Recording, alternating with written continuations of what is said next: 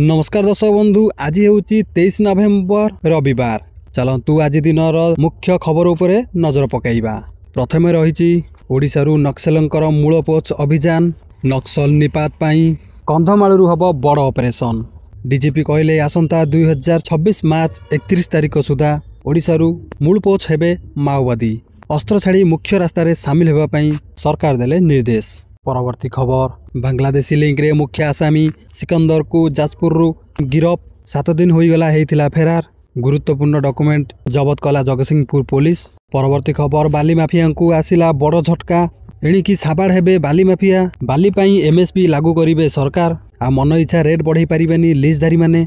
सेपटे ई लटरी माध्यम दियाजिबो खणी lease. Cabinet निष्पत्ति पर खणी मंत्रींकर सूचना। परवर्ती खबर, दीर्घ 5 दिन संघर्ष पर सालियासाई सरीला जबरदखल उच्छेद। चली सालियासाई तार बाड़ बुला काम।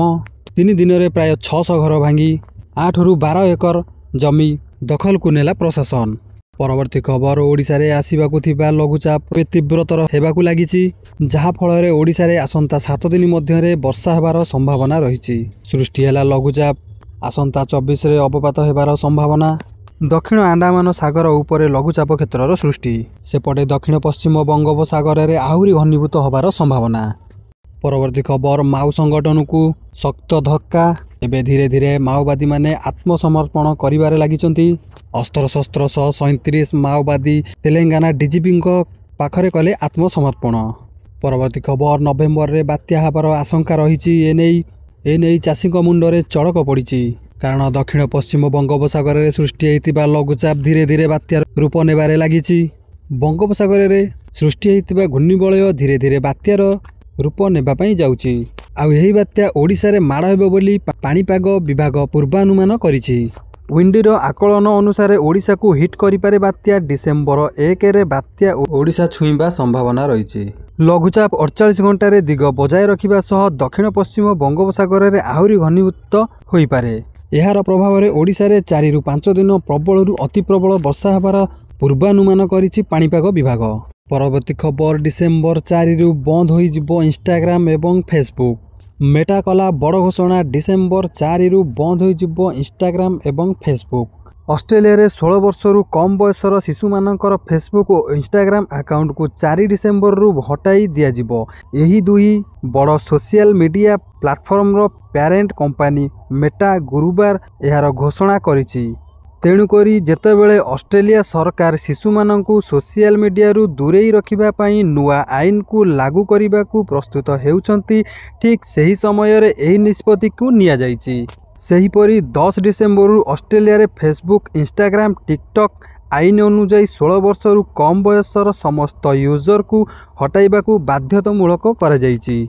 आहुरी मध्य जदि सोशल मीडिया कंपनी गुड़िक आईन उल्लंघन करुछंती ताहाले सेमानंकु 39.5 मिलियन ऑस्ट्रेलियन डॉलर अर्थात 283 कोटी टंका पर्यंत जोरिमाना देबाकू पड़िबो।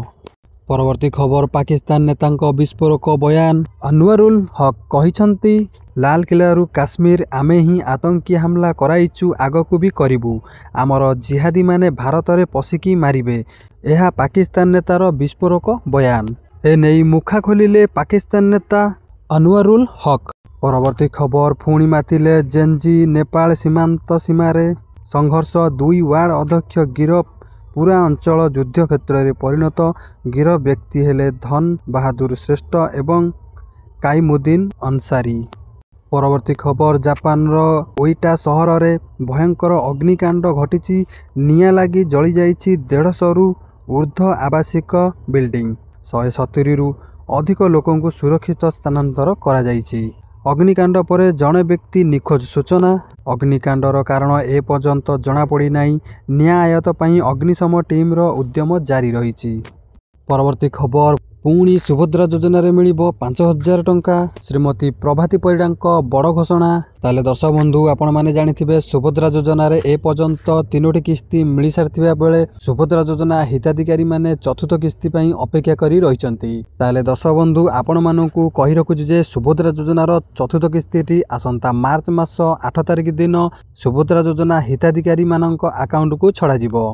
ताहले दर्शक बंधु आपण जदि सुभद्रा योजनार चतुर्थ किस्ती पाइबा पई चाहुचंती ताहले आपण आपणकर बैंक डीबीटी को एक्टिव कराई नियंतु। जदि डीबीटी एक्टिव न थिबो ताहले आपणको सुभद्रा योजनार चतुर्थ किस्ती मिलिबो नाही। ताहले दर्शक बंधु यही थिला आज दिनर किछि मुख्य खबर। जदि वीडियोटी भल लगी थाए लाइक करंतु, शेयर करंतु। जदि चैनल को नुआ करी आछंती चैनल को सब्सक्राइब करी पाखे थिया बेल आइकन को प्रेस करंतु। रहउची जय जगन्नाथ।